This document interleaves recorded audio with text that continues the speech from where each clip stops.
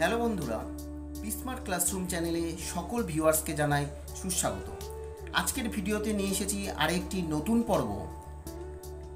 ভারতের ভূগোল থেকে অত্যন্ত গুরুত্বপূর্ণ কিছু প্রশ্নোত্তর, যেগুলি কার্যকরী হবে বা সাহায্য করবে ডাব্লিউবি স্কুল বোর্ডের ক্ষেত্রে সপ্তম শ্রেণী এবং দশম শ্রেণী এছাড়া অন্যান্য কম্পিটিটিভ পরীক্ষার জন্য, যেরকম ডাব্লিউবিসিএস, মিসলেনিয়াস, রেল এবং আরও নানান কম্পিটিটিভ পরীক্ষার জন্য এই সমস্ত প্রশ্ন উত্তরগুলি যথেষ্ট সাহায্য করবে বলে আমার মনে হয়।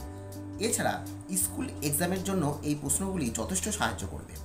তাহলে বন্ধুরা, কোনো স্কিপ না করে সম্পূর্ণ ভিডিওটি দেখো, আর তোমাদের ভিডিওটি কেমন লাগছে সেটি অবশ্যই জানাবে। আজকের ভিডিওতে থাকছে ভারতের ভূগোল থেকে ভারতের ভূপ্রকৃতি বা ভূমিরূপ, এছাড়া ভারতের নদ এবং নদী থেকে গুরুত্বপূর্ণ প্রশ্ন উত্তর। এছাড়া থাকছে গুরুত্বপূর্ণ একটি চ্যাপ্টার, সপ্তম শ্রেণীতে রয়েছে শিলা ও মাটি। শিলার প্রকারভেদ, শিলা কত রকম হয় বা মাটি কী প্রকৃতির হয়। এছাড়া আফ্রিকা মহাদেশ থেকে কয়েকটি প্রশ্ন রয়েছে। এই সমস্ত গুরুত্বপূর্ণ প্রশ্নগুলি অবশ্যই কার্যকরী হবে স্কুল এক্সাম বোর্ড বা অন্যান্য কম্পিটিটিভ পরীক্ষার জন্য। তাই বন্ধুরা, সম্পূর্ণ ভিডিওটি দেখো আর বন্ধুদের মধ্যে অবশ্যই শেয়ার করবে। আর কেমন লাগলো অবশ্যই জানাবে। আর ভালো লাগলে যারা নতুন ভিউয়ার্স আছো তারা অবশ্যই চ্যানেলটির পাশে থাকতে আরও এই ধরনের ভারতের ভূগোল অথবা ইতিহাস অথবা বাংলা সাহিত্য অথবা ইংরাজির ওপর অন্যান্য বিষয় ভিডিও দেখতে এবং বিভিন্ন ধরনের এন্টারটেনমেন্ট বেসড ভিডিও পেতে অবশ্যই চ্যানেলটির পাশে থাকতে সাবস্ক্রাইব করে রাখবে।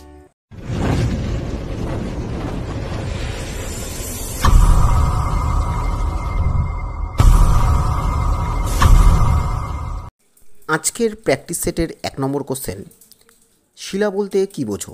অর্থাৎ শিলা কি? জানা গেছে প্রাকৃতিকভাবে গঠিত শক্ত পদার্থ বা খনিজ পদার্থের সমন্বয় গঠিত, অর্থাৎ শিলার অভ্যন্তরে খনিজ পদার্থের রাসায়নিক গঠনমূলক প্রক্রিয়াজাত। এরপর 2 নম্বর কোশ্চেন, কৃষিকাজ ভালো হয় সাধারণত কোন শিলায়? সঠিক উত্তর হবে পাললিক শিলায়। পলিস্তর জমা হয়ে যেহেতু এই শিলা গঠিত হয়, তাই এই শিলায় কৃষিকাজ ভালো হয়। 3 নম্বর কোশ্চেন, অ্যাম্ফিবোলাইট রূপান্তরিত হয়ে সাধারণত কোন শিলায় পরিণত হয়? অ্যাম্ফিবোলাইট রূপান্তরিত হয়ে গ্রানুলাইট জাতীয় শিলায় পরিণত হয়। এটি খুবই গুরুত্বপূর্ণ প্রশ্ন। এরপর 4 নম্বর কোশ্চেন, শিলা থেকে মাটির সৃষ্টির যে প্রক্রিয়া তাকে সাধারণত কী বলা হয়? শিলা থেকে যে বিভিন্ন প্রক্রিয়াভাবে মাটির সৃষ্টি হয় তাকে বলা হয় পেডোজেনেসিস। এটি মাটির মধ্যে থাকা জৈব রাসায়নিক প্রক্রিয়াগুলির গঠন বা ধ্বংস উভয় কাজ একসঙ্গে করে। এরপর 5 নম্বর কোশ্চেন, পৃথিবীর দ্বিতীয় উচ্চতম পর্বতশৃঙ্গের নাম কি? পৃথিবীর দ্বিতীয় উচ্চতম পর্বতশৃঙ্গ হল কেটু, যার পূর্ণ নাম মাউন্ট গডউইন অস্টিন নামে পরিচিত। এই কেটুর উচ্চতা পাওয়া যায় 8611 মিটার। জানা যায় এই শৃঙ্গটি পাকিস্তান এবং চীন সীমান্তে অবস্থিত, অর্থাৎ হিমালয়ের কারাকোরাম রেঞ্জে এই গডউইন অস্টিন নামক এই পর্বতশৃঙ্গটি অবস্থিত। এরপর 6 নম্বর কোশ্চেন, আরাবল্লী পর্বতের সর্বোচ্চ শৃঙ্গের নাম কি? আরাবল্লী পর্বতের সর্বোচ্চ শৃঙ্গ হবে গুরুশিখর, যার উচ্চতা 1722 মিটার। গুরুত্বপূর্ণ এই প্রশ্নটি আরাবল্লী রেঞ্জ ও রাজস্থানের সর্বোচ্চ শৃঙ্গ নামে পরিচিত। এরপর রয়েছে 7 নম্বর কোশ্চেন, ধারণ অববাহিকা নদীর কোন গতিতে সাধারণত দেখা যায়? দেখা যায় নদীর উচ্চ গতিতে ধারণ অববাহিকা দেখা যায়, কারণ আমরা জানি এই গতিতে নদী সাধারণত উৎস থেকে সমতল ভূমির দিকে নামার সময় এই গতিপ্রবাহ দেখা যায়। বলা যেতে পারে নদী অববাহিকার মধ্যে পার্বত্য বা উচ্চভূমি অংশে কোনো মূল নদী যখন তার উপনদী বা শাখা নদীগুলো যতটুকু অঞ্চল অধিকার করে সেটি হলো নদীর ধারণ অববাহিকা। এটি গঙ্গার গোমুখ থেকে হরিদ্বার পর্যন্ত গঙ্গা নদীর ধারণ অববাহিকা দেখা যায়। এরপর আছে 8 নম্বর কোশ্চেন, পৃথিবীর বৃহত্তম বাঁধ কোনটি? সঠিক উত্তর হবে পৃথিবীর বৃহত্তম বাঁধ হীরাকুদ বাঁধ। এই হীরাকুদ বাঁধটি কোথায় অবস্থিত? উড়িষ্যা রাজ্যের মহানদী, সেই মহানদীর ওপরে যে সম্বলপুর আছে অঞ্চল, সেই সম্বলপুর থেকে প্রায় 15 কিলোমিটার দূরে অবস্থিত হীরাকুদ বাঁধ। জানা যায় এই বাঁধটি বিশ্বের দীর্ঘতম বাঁধ বলে পরিচিত। আমরা ছবিতে হীরাকুদ বাঁধের একটি ছবি দেখতে পাচ্ছি ভিডিওতে। এরপর আছে 9 নম্বর কোশ্চেন। দক্ষিণ আমেরিকার অ্যাকনকাগুয়া বা চিম্বোরাজো এটি কোন জাতীয় পর্বতশ্রেণী? অ্যাকনকাগুয়া বা অ্যাকনকাগুয়া ও চিম্বোরাজো এটি হলো আগ্নেয় পর্বতশ্রেণীর অন্তর্গত, যেটি দক্ষিণ আমেরিকার অন্তর্গত। এরপর 10 নম্বর কোশ্চেন। হিমালয় আর কুনলুন পর্বতের মাঝখানে কোন মালভূমি দেখা যায়? হিমালয় পর্বত এবং কুনলুন পর্বতের মাঝখানে রয়েছে তিব্বত মালভূমি। 11 নম্বর কোশ্চেন রয়েছে, যোগ জলপ্রপাতটি ভারতের কোন নদীর ওপর অবস্থিত? এটি কর্ণাটকের শরাবতী নদীর ওপর যোগ জলপ্রপাতটি অবস্থিত। জানা যায় এই জলপ্রপাতটি সমুদ্রপৃষ্ঠ থেকে 253 মিটার উঁচুতে অবস্থিত, অর্থাৎ পশ্চিম কর্ণাটকে অবস্থিত, যেটি ভারতের সর্বোচ্চ জলপ্রপাত নামে পরিচিত। এরপর 12 নম্বর কোশ্চেন। ইজিপশিয়ান কটন এটি কি? এটি আফ্রিকার নীলনদের বদ্বীপ অঞ্চলে লম্বা আঁশের তুলোর চাষকে বলা হয় ইজিপশিয়ান কটন।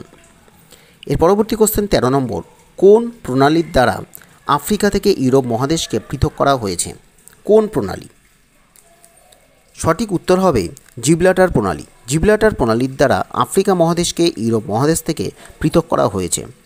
জানা গেছে এটি পূর্বে ভূমধ্যসাগরকে পশ্চিমে আটলান্টিক মহাসাগরের সাথে সংযোগকারী সমুদ্র প্রণালী বলে পরিচিত।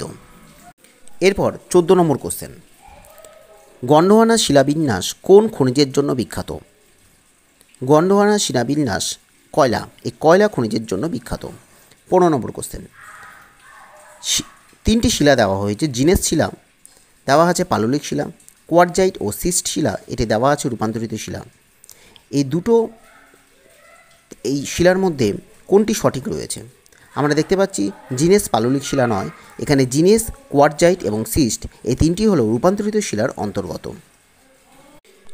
এরপর পরবর্তী যে কোশ্চেনটি রয়েছে, নদী থেকে ভারতে নদীর মধ্যপ্রবাহে কোন কোন ভূমিরূপ সৃষ্টি হয়? নদীর মধ্যপ্রবাহে সৃষ্ট ভূমিরূপগুলি কী কী? এটি একটি গুরুত্বপূর্ণ প্রশ্ন। আমরা জানি উচ্চ প্রবাহের পর নদী যখন মধ্যপ্রবাহে পৌঁছায়, অর্থাৎ পার্বত্য অঞ্চলের পর যখন মালভূমি বা সমভূমি অঞ্চলের মধ্য দিয়ে যায়, তখন নদীর মধ্যপ্রবাহ চলে। সেখানে হরিদ্বার থেকে পশ্চিমবঙ্গের মুর্শিদাবাদ জেলার মিঠিপুর পর্যন্ত এই গঙ্গা নদীর মধ্যপ্রবাহ বলা যায়। এখানে নদী প্রধানত বহন কাজ এবং সঞ্চয় কাজ করে থাকে। এছাড়া জানা যায় মধ্যগতিতে ক্ষয়, সঞ্চয়, বহন এই 3 ধরনের কাজই হয়ে থাকে। তবে উচ্চগতির তুলনায় নদীর গতিপ্রবাহ অপেক্ষাকৃত কম থাকে, ক্ষয়কাজের পরিমাণ অনেকটাই কমে যায়। আবার নদীর মধ্যগতিতে নিম্নগতির তুলনায় নদীর গতিপ্রবাহ অপেক্ষাকৃত বেশি থাকায় সঞ্চয় কাজ সাধারণত কম হয়। তবে বলা যেতে পারে মধ্যগতিতে স্রোতের বেগ কমে যায়, তাই এখানে নুড়ি, বালি, কাঁকড়, কাদামাটি, শিলাচূর্ণ, পলিমাটি এগুলি নদী আর বহন করতে পারে না। তখন সেগুলি নদীর তার 2 তীরে সঞ্চিত করে এবং নানান রকম ভূমিরূপ সৃষ্টি করে। আমরা প্রথমেই বলে দিলাম গঙ্গা নদীর মধ্যগতি হরিদ্বার থেকে পশ্চিমবঙ্গের মুর্শিদাবাদের মিঠিপুর পর্যন্ত। এখানে যে সমস্ত ভূমিরূপ সৃষ্টি করছে মধ্যগতিতে, তার মধ্যে প্রধান রয়েছে নদী বাঁক। এই নদী বাঁক মধ্যগতির ফলেই সৃষ্টি হচ্ছে। এছাড়া রয়েছে মিয়েন্ডার, নদী বাঁক বা মিয়েন্ডার ও রয়েছে অশ্বক্ষুরাকৃতি হ্রদ। এই অশ্বক্ষুরাকৃতি হ্রদ এটিও মধ্যপ্রবাহে নদীর সঞ্চয় ও বহন কাজের ফলেই সৃষ্টি হয়েছে। আমরা ভিডিওতে নদীর মধ্যগতিতে সৃষ্ট ভূমিরূপগুলির ছবি দেখতে পাচ্ছি, যার মধ্যে রয়েছে নদীদ্বীপ, মিয়েন্ডার এবং অশ্বক্ষুরাকৃতি হ্রদের ছবি, যেগুলি নদীর সঞ্চয় এবং বহন কাজের ফলে সৃষ্টি হচ্ছে।